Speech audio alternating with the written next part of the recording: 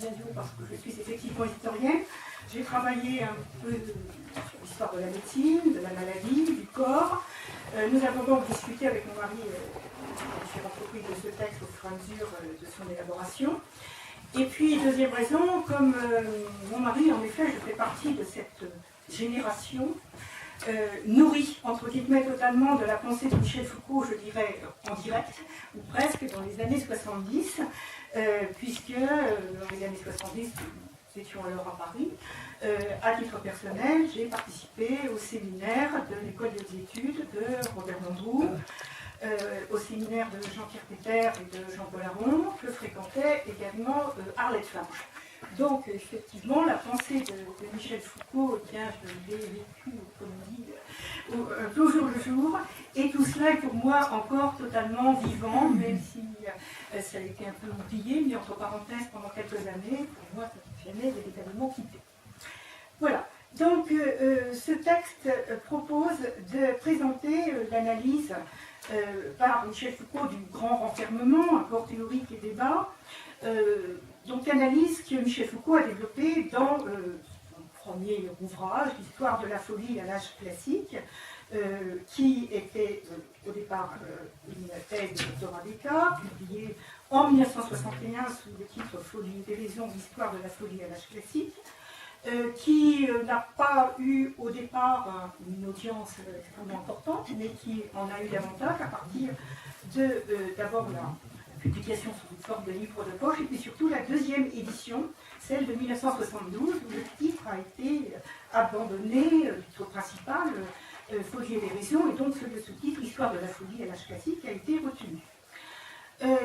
Et donc, la question du grand renfermement est au centre, évidemment, de la pensée, de l'axe de recherche de Michel Foucault, qui s'intéresse à l'évolution, à l'histoire de la folie.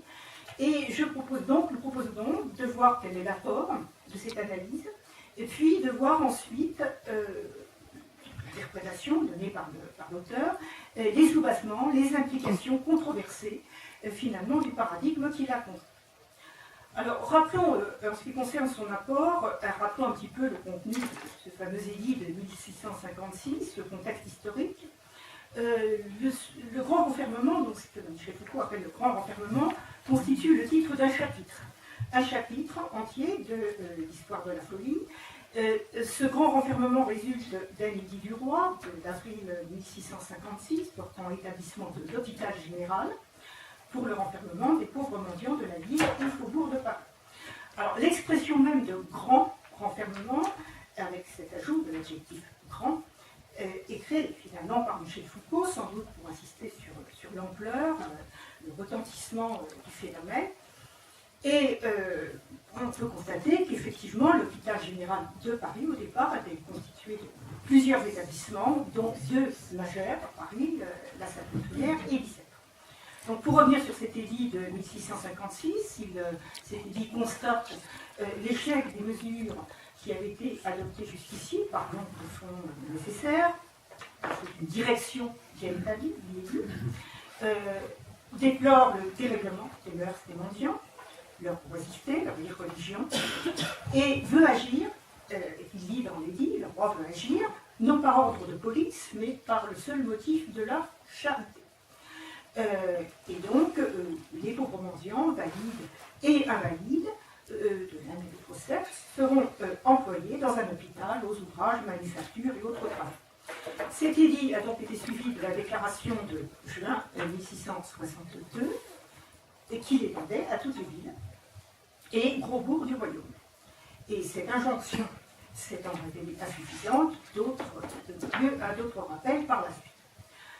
Alors, constatons aussi que, de fait, dans la première moitié du XVIIe siècle, les villes les plus importantes, comme Lyon, Marseille ou Nantes, s'étaient déjà dotées d'un hôpital général. Et à partir des années 1670-80 environ, les fondations se multiplient dans le royaume. L'enfermement fait, en effet, figure de politique officielle jusque vers le milieu du XVIIIe siècle. Cependant, là encore ce sont les faits, après je vais revenir sur ce que Michel Foucault a tiré de cet événement, De fait, à Paris, et certainement moins, plus encore en province, la création d'hôpitaux généraux n'a pas été une réussite, entre guillemets, on pouvait attendre. En partie faute d'argent, cela n'a pas permis d'interner les mendiants, comme cela était théoriquement souhaité. Et l'hôpital général de Paris, plus spécifiquement, hypertrophié, s'est trouvé assez vite en situation de cessation de paiement. La situation était devenue assez catastrophique. Alors, par rapport à donc ces faits que j'ai rappelés, dans son analyse de la mise en place de l'hôpital général, qu'il considère comme, dit-il, une structure propre à l'ordre monarchique et bourgeois, Michel Foucault donc rompt complètement avec une vision qui pourrait être, ou pouvait être à l'époque, je pense qu'il faut contextualiser l'œuvre dans les années 1960, qui pouvait être éventuellement considérée comme une institution à visée médicale, thérapeutique. D'entrée de jeu, écrit-il, un fait est clair, l'hôpital général n'est pas un établissement médical, il est plutôt une structure semi-juridique, une sorte d'entité administrative qui, à côté des pouvoirs déjà constitués et en dehors des tribunaux, décide, juge et exécute. Et pour lui, il s'agit avant tout bien d'une structure répressive. Voilà encore ce qu'il écrit donc dans ce chapitre sur le grand renfermement. Souveraineté quasi absolue, juridiction sans appel, droit d'exécution contre lequel rien ne peut prévaloir. L'hôpital général est un étrange pouvoir que le roi établit entre la police et la justice. Aux limites de la loi, le tiers-ordre de la répression. Alors, il insiste sur le fait que la responsabilité de l'institution sont confiées, ou sont affectés en particulier les pauvres de Paris, est confiée à des directeurs qui sont nommés à vie, qui ont pouvoir non seulement dans les bâtiments de l'hôpital, mais à travers toute la ville de Paris. Et tous ceux donc, qui relèvent du bâtiment qui relèvent de leur juridiction. Mais, et c'est là qu'on voit donc certaines nuances dans la pensée, sinon contradictions, au moins des limites, il ajoute quand même, il dit quand même que ces directeurs nomment un médecin qui réside à la Pitié et qui doit visiter chacune des maisons de l'hôpital, 2 fois par semaine. Ce n'est pas un établissement médical, mais il s'agit quand même d'assurer un certain service de santé entre guillemets. Alors, cette structure, dit Michel Foucault, constate-t-il, donc, étend bientôt son réseau, dit-il, sur toute la France. Alors, il s'agit effectivement d'un véritable bouleversement qui, pour Michel Foucault, porte la marque de l'autorité royale et, puisqu'il s'intéresse à l'intérieur de cette masse d'exclus, d'indigents qui peuplent ces hôpitaux, il s'intéresse spécifiquement aux insensés qui font partie indistinctement des internés.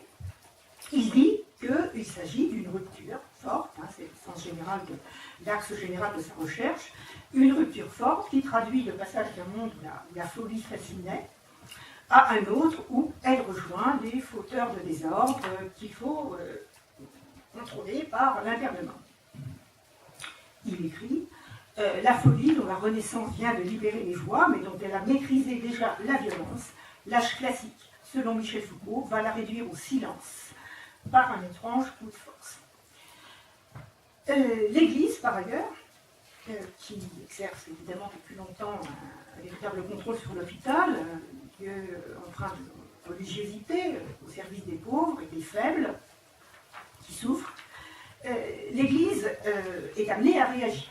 Michel Foucault aussi l'exprime de cette manière, et il montre que l'Église entreprend de mener une stratégie parallèle en réorganisant ses institutions et qu'au fond, l'Église, avec une réticence, adopte ce principe du grand renfermement, ces structures ayant par ailleurs la même fonction que l'hôpital général. Au bout du compte, donc, cette réforme du grand renfermement trouve sa justification dans un important changement culturel, c'est ça qui compte, qui est essentiel, qui se traduit depuis la Renaissance par une nouvelle sensibilité à la misère, qui a perdu sa positivité mystique. Et de la même manière, l'Église de la Contre-Réforme se rallie à cette dichotomie entre bon pauvre, mauvais pauvre. La désacralisation de la misère s'accompagne aussi de celle de la folie, dont le nouveau statut retient particulièrement évidemment l'attention de l'auteur. D'hospitalité, dit-il, la folie n'en trouvera plus désormais contre les murs de l'hôpital, à côté de tous les pauvres. Mais, par ailleurs, l'internement est aussi rendu nécessaire, dit-il, par un impératif de travail. Pour résorber le chômage, il faut enfermer ceux qui sont oisifs, leur donner des tâches à accomplir. Et à Paris, on a même tenté plusieurs fois de transformer les grands bâtiments de l'hôpital général en manufacture, ce qui s'est heurté à un certain nombre de protestations, de réticences de secteurs similaires. Au fond, cette nouvelle éthique du travail apparaît parallèlement, le travail est le remède à toutes les formes de la misère, et le mythe du bonheur social est lié à l'internement. On se prend à rêver d'une cité où l'obligation morale répondrait à la loi civile sous les formes autoritaires, donc de la contrainte. Alors, l'apport de Michel Foucault dans cette fresque historique de la folie que brosse Michel Foucault à partir du rapport dans le temps entre raison et déraison, en faisant du grand renfermement, d'une part, de la libération des enchaînés de Bicêtre, d'autre part, par Pinel en 1793, des bornes, des éléments charnières ponctuant l'évolution.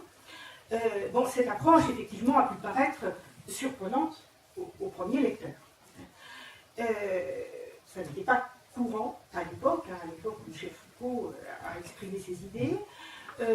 D'abord, de mobiliser sa démonstration, des sources aussi diverses, en défaisant un peu la hiérarchie traditionnelle du discours, à mélanger ces sources. À l'époque, c'était effectivement original, traité de médecine, de philosophie, archives, d'œuvres littéraires, etc.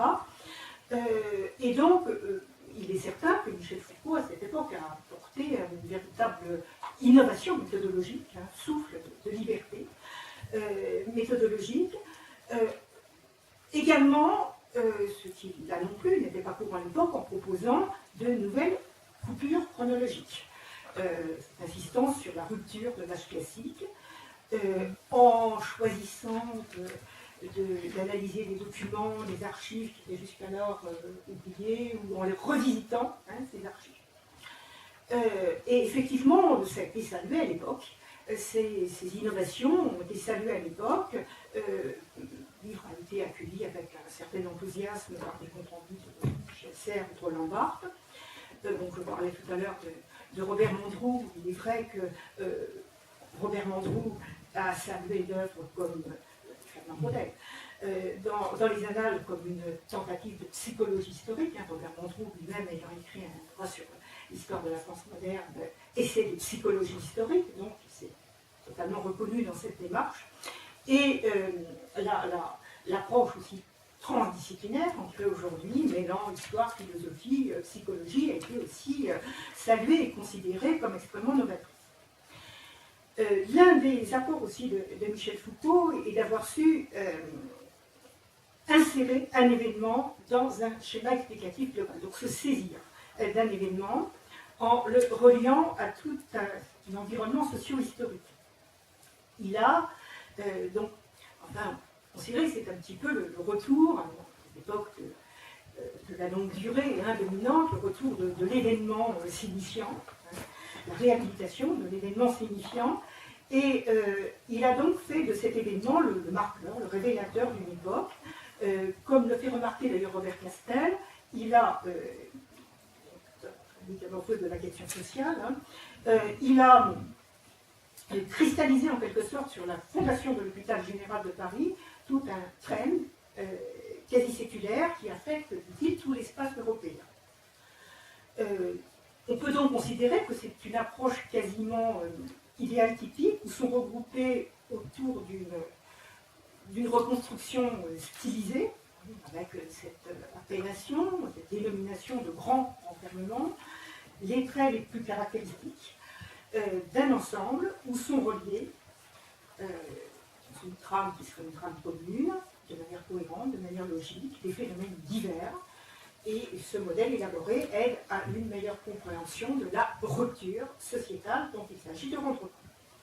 C'est bien précisément la rupture, cette idée de rupture, celle pour le pavage classique, celle de la libération des enchaînés d'être, à laquelle est associée renversement l'image de la folie, qui est au cœur de la démarche de cet ouvrage. Et donc là, l'histoire se voit structurée, de rupture, de superposition, l'histoire est structurée autour de grandes mutations qui émergent et qui impriment une cadence. Et puis, apport aussi très, très important à l'époque et reconnu comme tel de Michel Foucault, c'est le fil directeur de la thèse de Michel Foucault, à savoir l'exclusion, l'enfermement, donc caractère répressif de la structure en question. L'exclusion, c'est le fil directeur quand même de cette thèse de Michel Foucault. L'habitat général est l'incarnation de cette structure chargée d'enfermer par la force.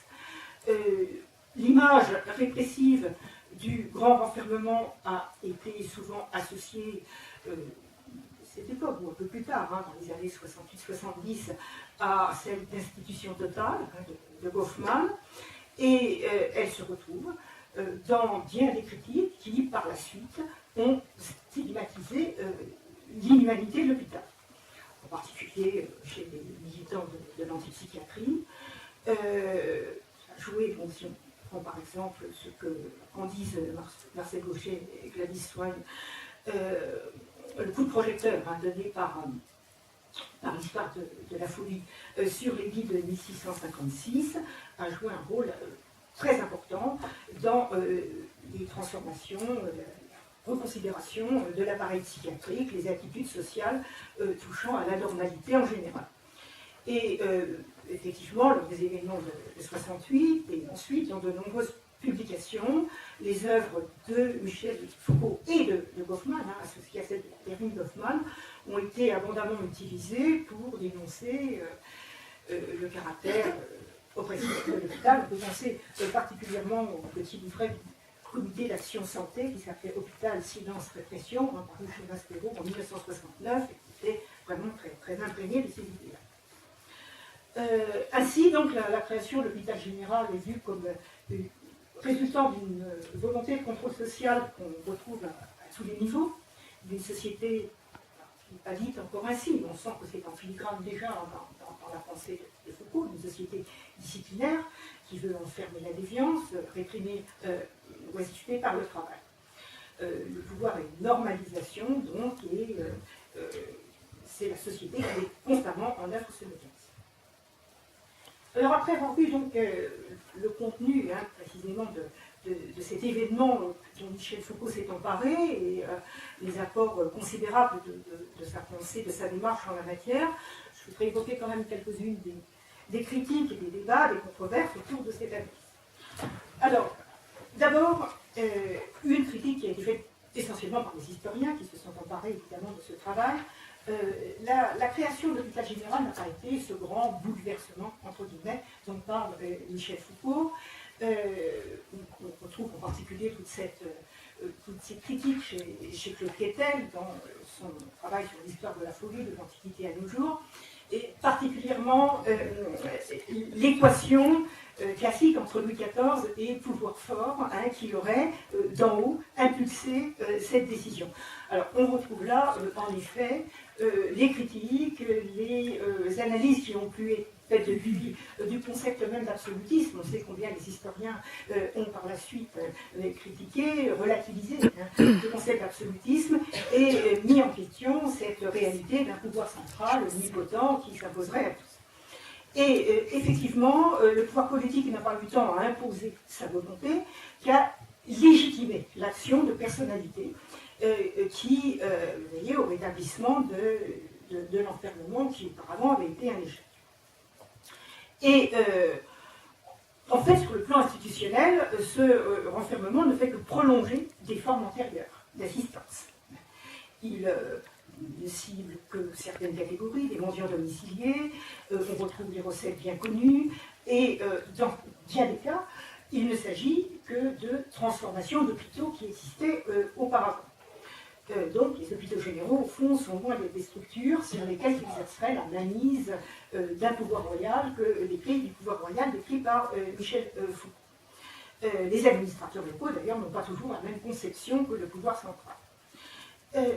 On peut considérer, d'ailleurs, là on trouve cette idée chez Claude Quétel et d'autres historiens, que le grand renfermement est plutôt l'expression, finalement, de ce mouvement de bienfaisance, de propagation de la foi, un mouvement de charité, la prolongation d'un mouvement de charité principalement animé par la Compagnie du Saint-Sacrement, et donc, loin de la fameuse mise en ordre de l'âge classique, ce serait plutôt les derniers feux d'une piété baroque. Il serait plutôt l'expression d'une fin que d'une véritable rupture, que d'un commencement. Et concrètement, un certain nombre d'historiens ont montré en effet que les hôpitaux généraux ne peuvent pas être considérés comme de véritables prisons. Les établissements pratiquent l'assistance à domicile, la rigueur est loin d'être parfois extrême, et la configuration des lieux, d'ailleurs, rend souvent très difficile le strict contrôle, les évasions sont nombreuses. L'édit, par ailleurs, de 1656, concernant le cas spécifique des insensés, l'édit de 1656 ne mentionne pas les fous, pas plus que d'autres textes d'ailleurs concernant l'enfermement. Ils ne sont pas capturés comme tels, donc même s'ils se trouvent, par la force des choses, avec les internés, embarqués avec les internés. Alors leur nombre, sans doute, a augmenté avec celui des enfermés, mais il reste faible. Par exemple, à Bicêtre, il y avait, dans la première année d'internement, il y avait 20 fous sur 620 gens à peu près. Alors, Michel Foucault a conscience de cette coexistence lorsqu'il explique, lorsqu'il évoque ce voisinage qui semble assigner la même patrie aux pauvres, aux chômeurs, etc. Mais les fous ne sont pas des catégories d'asociaux comme les autres. Ils sont, effectivement, si Claude Quétel le montre et d'autres historiens, ils sont déjà pris en charge dans d'autres établissements. Dans d'autres établissements, et même si Michel Foucault dit que ce n'est qu'à la fin du XVIIIe siècle que la folie acquiert une véritable reconnaissance médicale, il dit bien à un moment dans son texte que il existe des institutions où il arrive que certains fous, avant même que l'on se mette à construire pour eux des maisons spéciales, soient reçus dans les hôpitaux et soignés comme tels. Donc, spécificité, elle est déjà perçue. Alors, pour finir tout à fait, après avoir vu donc, les critiques qui sont plus davantage des historiens, principalement des historiens, on peut aussi voir qu'il y a un certain nombre d'implications, de soulagement d'applications contestées du paradigme. Michel Foucault a fait une sorte d'extrapolation, à partir d'un événement porteur de significations multiples. Le grand renfermement, nous l'avons dit tout à l'heure, incarne l'époque, il en a besoin, d'une certaine façon, pour sa démonstration. Et vrai, là encore, qu'il ne décrit pas de manière détaillée, comme on aurait pu le faire en utilisant un certain nombre de témoignages. C'est d'ailleurs ce qu'il a reproché par la suite Jacques Léonard, ne décrit pas de manière détaillée la vie, la question ce qu'on appellerait aujourd'hui le jeu des acteurs. L'hôpital apparaît plus comme une architecture symbolique, un espace symbolique de pouvoir, d'exercice de l'autorité, plus que comme un lieu où on circule, on échange, où on essaye, alors pour reprendre toujours Goffman, tout en s'adaptant au but officiel de l'organisation, l'adaptation primaire, dit Goffman, de les détourner à son profit, de les court-circuiter, adaptation secondaire, pour essayer de préserver une partie de soi de cette institution totale.